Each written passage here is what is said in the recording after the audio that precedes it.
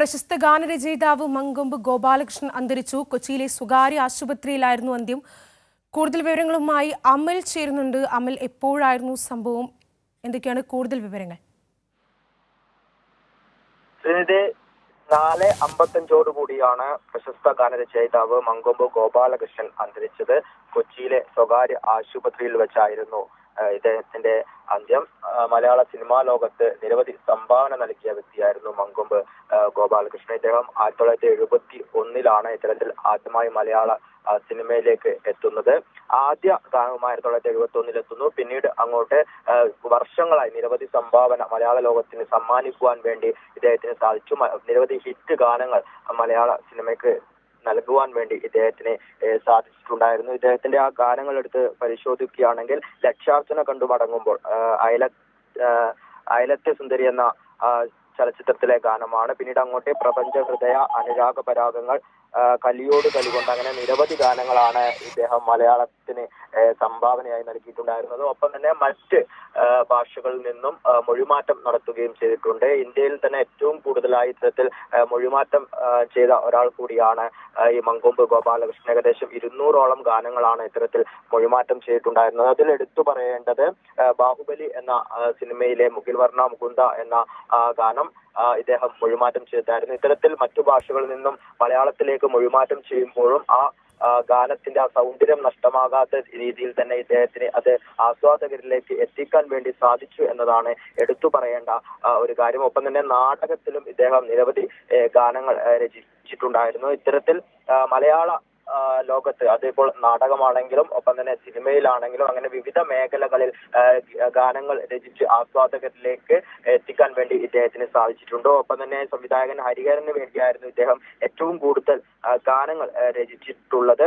കഴിഞ്ഞ നിരവധി വർഷമായി, ഏകദേശം 50 വർഷമായി ഇത്തരത്തിൽ ഈ ഒരു സിനിമാ ലോകത്ത് നിറഞ്ഞു നിൽക്കുകയായിരുന്നു. ഇദ്ദേഹം ആലപ്പുഴ സ്വദേശിയാണെങ്കിൽ പോലും കഴിഞ്ഞ കുറച്ച് നാളുകളായി ഇദ്ദേഹം എറണാകുളത്തെ വൈറ്റ്ല കേന്ദ്രീകരിച്ചായിരുന്നു ഇദ്ദേഹം താമസിച്ചിരുന്നത്. ഒരാഴ്ച മുൻപ് ഇദ്ദേഹത്തിന് ചില രോഗങ്ങളെ തുടർന്ന്, ദേഹാസ്വസ്ഥത്തെ തുടർന്ന് ഇവിടെ കൊച്ചിയിലെ ആശുപത്രിയിൽ എത്തിക്കുകയായിരുന്നു. എന്നാൽ ഓരോ ദിവസം കഴിയുന്തോറും ഇദ്ദേഹത്തിന്റെ ആരോഗ്യ നില മോശമായി വരികയും ഇന്ന് 4:55 ഹൃദയാഘാതത്തെ തുടർന്ന് അന്തരിക്കുകയുമായിരുന്നു. അമൽ പറഞ്ഞതുപോലെ തന്നെ ഗാനരചയിതാവ് എന്നതിനപ്പുറം തന്നെ അദ്ദേഹം 10ഓളം ചിത്രങ്ങൾക്ക് കഥയും തിരക്കഥയും രചിച്ചിട്ടുണ്ട് എന്നതാണ് മറ്റൊരു വലിയ കാര്യമെന്ന് മനസ്സിലാക്കുന്നു.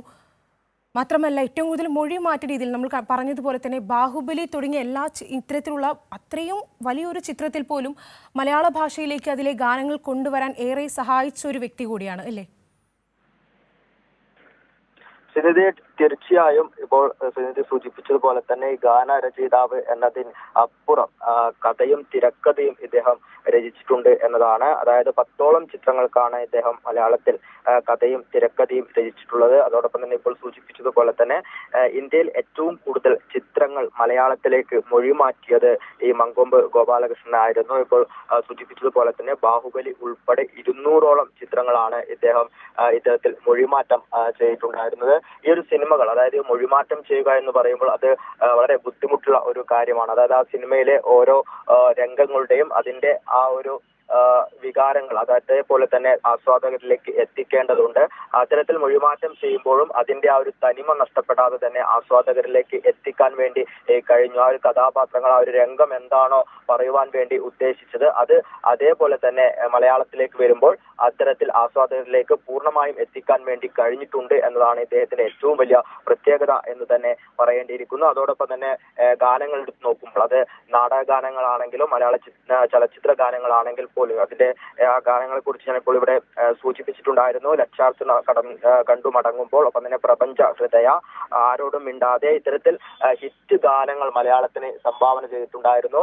ഈ ഗാനങ്ങളുടെ പ്രത്യേകതയും അത് മലയാളികൾ എന്നും നെഞ്ചേറ്റിയ ഗാനങ്ങൾ തന്നെയായിരുന്നു എന്നതാണ്. ആ സിനിമ രംഗം എന്താണോ ആവശ്യപ്പെട്ടത് അതിന് യോജിച്ച ഗാനങ്ങൾ തന്നെ മലയാളികളിലേക്ക് അല്ലെങ്കിൽ ആസ്വാദകരിലേക്ക് ഒരു കലാകാരനായിരുന്നു എന്ന് തന്നെ പറയേണ്ടിയിരിക്കുന്നു. മലയാള സിനിമാ ലോകത്തിന്റെ ഒരു വലിയ നഷ്ടം തന്നെയാകും ഇദ്ദേഹത്തിന്റെ വിടവ് എന്ന് തന്നെയാണ് നമുക്ക് നിലവിൽ പറയുവാൻ വേണ്ടി സാധിക്കുന്നത്. കഴിഞ്ഞ 50 വർഷമായി ഇത്തരത്തിൽ ഈ കലാരംഗത്ത് നിറഞ്ഞു നിൽക്കുന്ന ഒരു വ്യക്തിത്വമായിരുന്നു. ഇപ്പോൾ സൂചിപ്പിച്ച പോലെ തന്നെ കഴിഞ്ഞ ഒരാഴ്ചയായി ഇത്തരത്തിൽ ഈ കൊച്ചിയിലെ സ്വകാര്യ ആശുപത്രിയിൽ ചികിത്സയിലായിരുന്നു ഇദ്ദേഹം.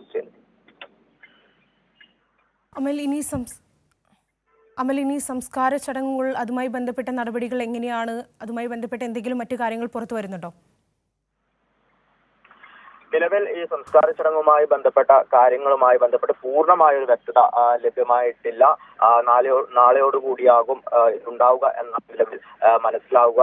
എങ്കിലും അത് അല്പസമയത്തിന് ശേഷമാകും കൂടുതൽ വ്യക്തതകൾ ലഭിക്കുക. ഇപ്പോൾ ഇവിടെ ഈ സ്വകാര്യ ആശുപത്രിയിലാണ് മൃതദേഹം, അവിടെ മോർച്ചറിയിലാണ് മൃതദേഹം സൂക്ഷിച്ചിരിക്കുന്നത്. ഈ ഒരു മരണസമയം ഇദ്ദേഹത്തിന്റെ കൂടെ ഇദ്ദേഹത്തിന്റെ മകളും മകനും ഉണ്ടായിരുന്നു. ഇപ്പോൾ സൂചിപ്പിച്ചപ്പോൾ തന്നെ ഒരാഴ്ചയായി ഇദ്ദേഹം ഇവിടെ ചികിത്സയിലായിരുന്നു. ഇദ്ദേഹത്തിന്റെ കൂടെ തന്നെ മകനും ആശുപത്രിയിൽ ഉണ്ടായിരുന്നു. ഈ ഒരു അന്ത്യനിമിഷത്തിലും ഇവര് ഈ മങ്കൊമ്പ് ഗോപാലകൃഷ്ണന്റെ കൂടെ മകളും ഉണ്ടായിരുന്നു. ഈ കുടുംബാംഗങ്ങളുടെ ഒക്കെ തീരുമാനപ്രകാരം നാളെയോടുകൂടിയാകും ഈ സംസ്കാര ചടങ്ങുകൾ നടക്കുക എന്നാണ് നിലവിൽ മനസ്സിലാക്കുവാൻ വേണ്ടി സാധിക്കുന്നത്. എങ്കിലും അതിന്റെ ഒരു അന്തിമ രൂപം അല്ലെങ്കിൽ ഒരു പൂർണ്ണ വ്യക്തതയിലേക്ക് അത് എത്തിയിട്ടില്ല. അല്പസമയത്തിനകം അതുമായി ബന്ധപ്പെട്ട് കൂടുതൽ വിവരങ്ങൾ നൽകാൻ സാധിക്കുമെന്നാണ് മനസ്സിലാക്കുന്നത്. അമൽ, കൊച്ചിയിലെ സ്വകാര്യ ആശുപത്രിയിലായിരുന്നു അന്ത്യം എന്ന് മനസ്സിലാക്കുന്നു. എന്തായിരുന്നു അസുഖം? വാർദ്ധക്യ സഹജമായ അസുഖത്തെ തുടർന്നായിരുന്നു ആശുപത്രിയിൽ ചികിത്സ തേടിയത്. എന്തൊക്കെയാണ് അതുമായി ബന്ധപ്പെട്ട വിവരങ്ങൾ?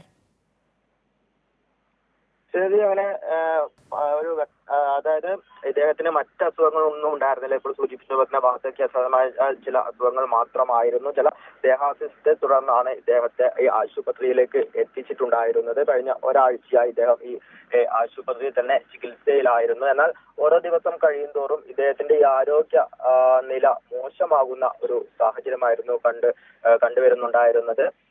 ഇത്തരത്തിൽ പരമാവധി ചികിത്സ ഇദ്ദേഹത്തിന് നൽകുന്നുണ്ടായിരുന്നു. എങ്കിലും ഇദ്ദേഹത്തെ ആ ഒരു പൂർണ്ണമായ ആരോഗ്യത്തിലേക്ക് എത്തിക്കാൻ വേണ്ടി സാധിച്ചിരുന്നില്ല. ഓരോ ദിവസം കഴിയുന്തോറും ഇദ്ദേഹത്തിന്റെ ആരോഗ്യനില മോശമാവുകയായിരുന്നു. ഇന്ന് പകലോടുകൂടി ഇദ്ദേഹത്തിന്റെ ആരോഗ്യനില കൂടുതൽ മോശമാകുന്നൊരു സാഹചര്യത്തിലേക്ക് വരുന്നു. 4:55 ഇദ്ദേഹം അന്തരിക്കുകയായിരുന്നു. ഹൃദയാഘാതത്തെ തുടർന്നായിരുന്നു ഇദ്ദേഹം അന്തരിച്ചിട്ടുണ്ടായിരുന്നത്. അങ്ങനെ വ്യക്തമായ മറ്റ് രോഗങ്ങളൊന്നും ഉണ്ടായിരുന്നില്ല എന്നാണ് മനസ്സിലാക്കുന്നത്. വാർദ്ധക്യ സഹജമായ ചില രോഗങ്ങളെ തുടർന്നായിരുന്നു ഇദ്ദേഹത്തെ ആശുപത്രിയിൽ പ്രവേശിപ്പിച്ചത്. എന്നാൽ ഹൃദയാഘാതത്തെ തുടർന്ന് അന്തരിക്കുകയായിരുന്നു. ശരി, പ്രശസ്ത ഗാനരചയിതാവ് മങ്കൊമ്പ് ഗോപാലകൃഷ്ണൻ അന്തരിച്ചു. കൊച്ചിയിലെ സ്വകാര്യ ആശുപത്രിയിലായിരുന്നു അന്ത്യം. ഒരു ഗാനരചയിതാവ് എന്നതിനപ്പുറം തന്നെ മലയാള ഭാഷയിലേക്ക്, മറ്റു സിനിമകളിലെ പാട്ടുകൾ മലയാള ഭാഷയിലേക്ക് തൻ്റെതായ തനിമയിൽ ആ പാട്ടുകൾ ഒട്ടും തന്നെ തനിമ ചോരാതെ മലയാളത്തിലേക്ക് കൊണ്ടുവന്ന ഒരു പ്രശസ്ത രചയിതാവാണ് നമ്മോട് വിട പറഞ്ഞത്.